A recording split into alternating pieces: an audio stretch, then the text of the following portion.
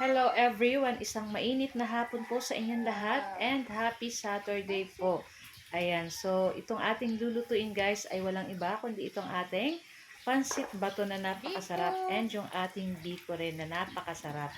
Dahil birthday nga po ni Aning, ayan, shout out po kay Annabel Kidor. Ayan, happy birthday. Sana ay nag-enjoy ka sa aking simpleng handa para sa'yo. Ayan. So, tara na guys at samahan niyo po ako magluto and enjoy watching po. So, yun na nga guys, dahil nga birthday nga ni Aning, kasasabi ko lang. So, ito yung naisip kong ihanda para sa kanya and syempre para sa aming isnaka na rin guys. So, itong ating napakasarap na pansit bato na lapad and yung ating biko. So, ayun na nga at yung ating biko dyan guys ay nasaing ko na. So, nag-ano na rin ako nitong ating anong tawag niyan? Pinamantika ko na rin yung ating gata ng niyog. So, hindi ko na guys na videohan. So, pinalatik na natin at pinalabas na natin yung mantika. Pagkatapos, naglagay na tayo ng sugar at nilagay na natin dito yung ating sinaing na malagkit na kanin. Ayan. Tapos, halu-haluin lang po natin iyan hanggang makipaglaban na dyan yung ating malagkit na bigas. At pag okay na rin to guys, ilipat na natin dito sa ating tray. So, naglagay lang ko ng dahon ng saging para mas makadagdag pa siyang bango. So, yun na nga. At magluluto naman tayo ng pansit bato. Ayan. So, sa ating kawali, naglagay tayo ng cooking oil.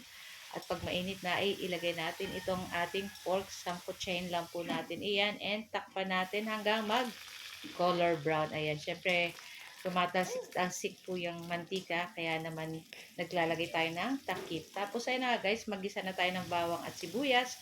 At igisa na natin dyan sa ating pork. Ayan. So, pag lumabas na yung bango ng bawang at sibuyas, pwede na nating ilagay dyan yung ating mga gulay. So, yung ating gulay may repolyo, may sayote, may carrot. Ayan. Tapos, lagyan na natin ng toyo, oyster sauce, pamintang durog.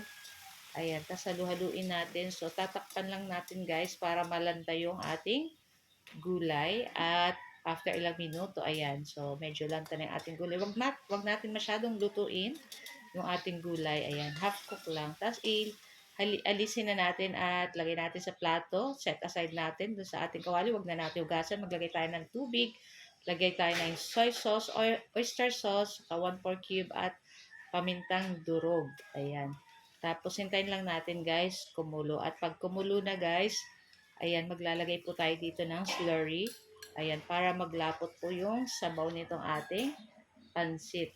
So, yung gusto natin medyo masos-sos yung ating sabaw ng pansit. Tapos, ayan, syempre kumukulo na. Ilagay na po natin dyan itong ating pansit bato na lapad. Ayan.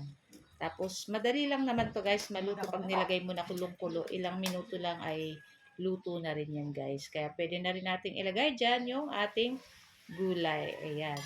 Tapos halu-haluin na po natin. Ayan, nakikita nyo guys, medyo masabaw-sabaw.